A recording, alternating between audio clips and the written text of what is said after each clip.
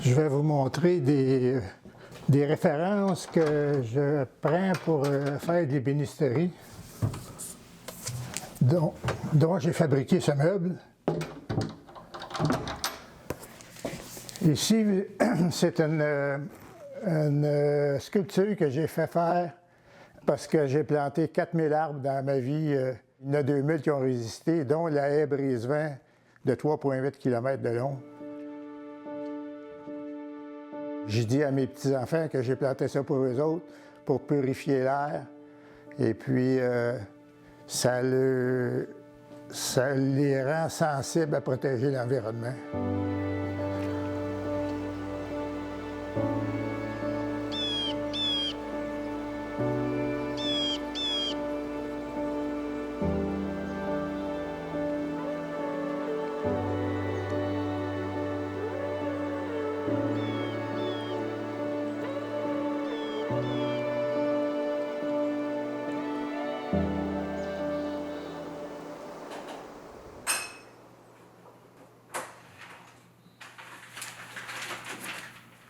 J'ai jamais aimé manipuler les produits, des pesticides, mais sans plus, là.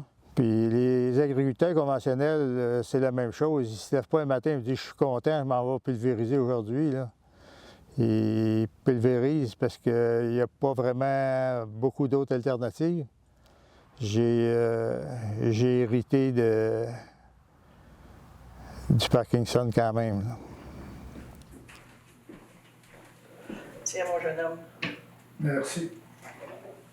Je siégeais avec un confrère et un ami à une autre organisation. Il me fait venir en retrait à un moment donné. Il dit « Serge, j'ai remarqué un petit peu de tremblement. »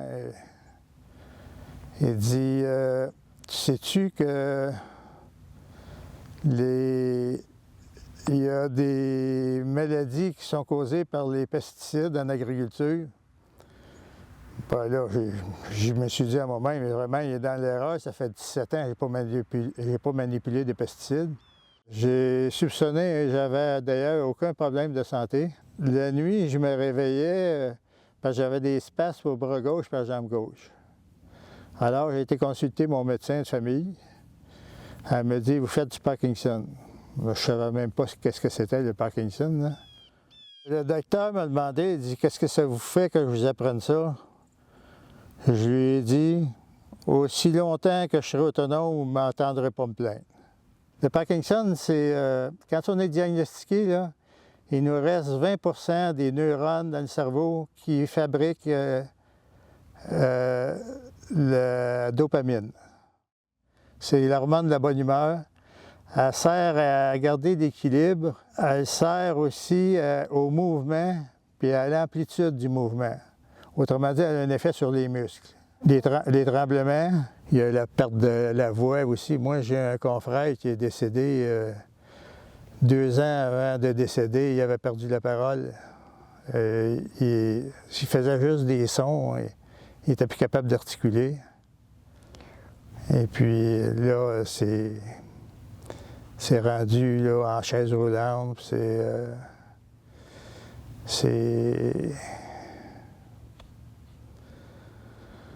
Alors, je fais ce que je peux pendant que je peux.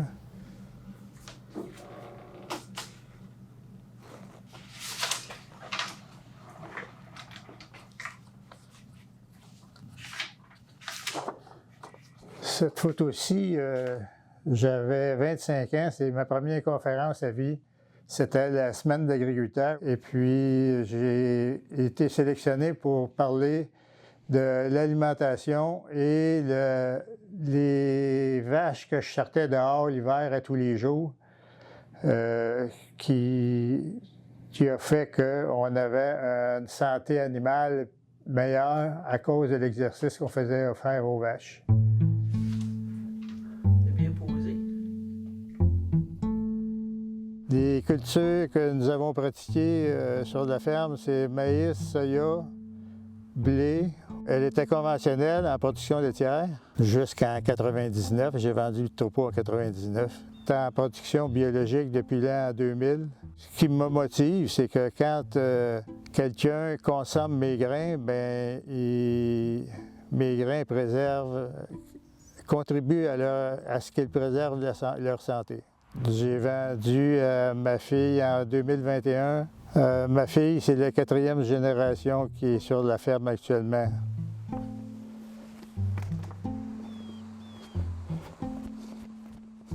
Dans les pesticides qu'on utilisait, il n'y avait rien de mentionné que ça pouvait être dangereux, qu'il y avait des impacts quelconques ou qu'il y avait des abus. Il n'y avait surtout pas d'abus, pas d'EPI, c'est équipement protection individuelle. Là.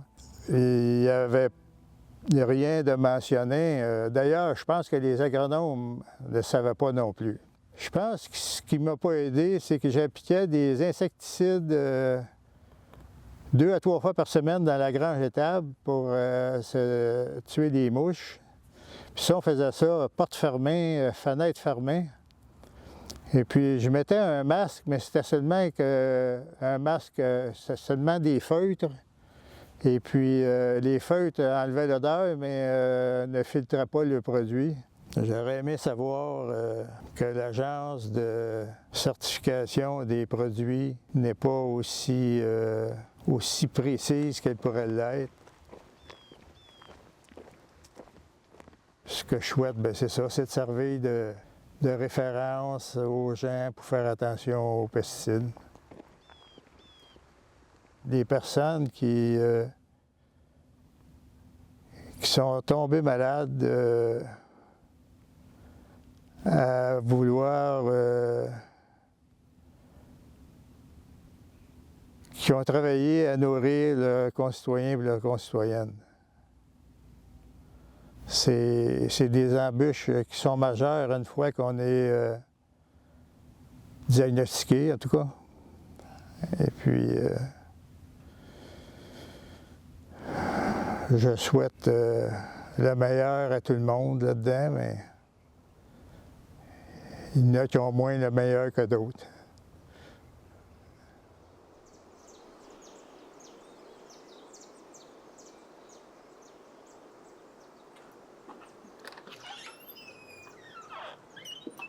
Et ici, c'est ici que j'ai démarré à travailler le bois il y a 12 ans quand j'ai arrêté de cultiver. Et puis ici, c'est la place pour s'évader, c'est la place pour oublier. On va chercher de l'énergie. On va chercher de l'énergie.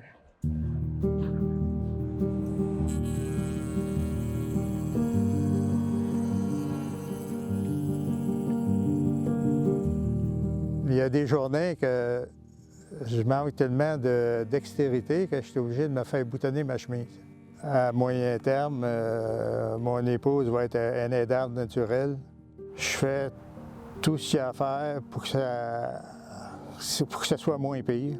Puis je le fais, puis s'il arrive quelque chose, je me dirai, j'ai tout fait pour pas que ça arrive.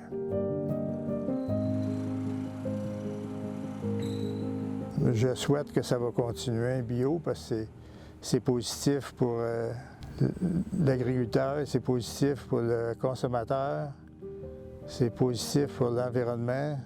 C'est dommage parce que c'est le seul avenir pour ne pas davantage détruire la planète, le seul avenir potable pour l'agriculture. Ça prend un caractère spécial pour faire du bio. C'est pas dû à tout le monde, puis pas tout le monde qui serait heureux là-dedans. Là. C'est la passion. Il y en a qui me disait c'est un travail de fou. L'autre personne a répondu non, j'étais fou du travail. On ne sait pas toujours qu'est-ce qui nous attend.